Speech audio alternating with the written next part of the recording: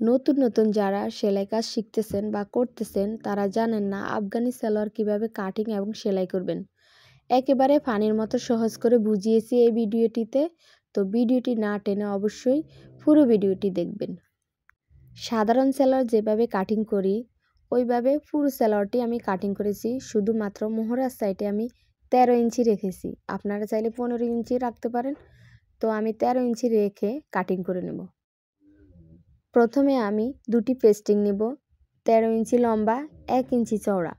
এই পেস্টিং দুটিকে আমি আয়রনের সাহায্যে ভালোভাবে আটকিয়ে নেব। আয়রন করে নেব এভাবে। আর আয়রন করার পর এটাকে এক সাইডে রেখে আমি এখন সালোয়ারের মোহরাতে কুচিগুলো দিয়ে নেব। কুচিগুলো একেবারে ঘনও করব না, একেবারে পাতলাও করব না। ঠিক এইভাবে কুচিগুলোকে ধরে একটা একটা করে দিয়ে নেব।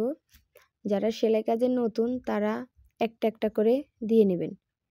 2-3টা একসাথে দিবেন না, তাহলে কুচিগুলো ভালো হবে না, দেখতে ভালো লাগবে না।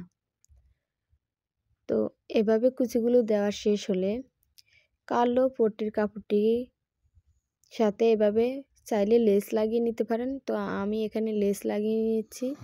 আপনারা চাইলে এটা বাদও রাখতে পারেন। এভাবে লেস লাগিয়ে পট্টির কাপড়টি এভাবে ধরে কুচিগুলো ভিতরে ঢুকিয়ে এভাবে সেলাই করে দেবেন।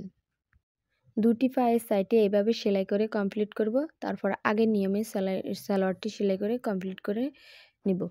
তো আপনারা যারা ফেসবুক থেকে ভিডিওটি দেখেন তাহলে অবশ্যই আমার পেজটি ফলো দিয়ে পাশে থাকবেন। আর যারা ইউটিউব থেকে ভিডিওটি দেখেন তাহলে আমার চ্যানেলটি অবশ্যই সাবস্ক্রাইব করে পাশে থাকবেন। ধন্যবাদ সবাইকে।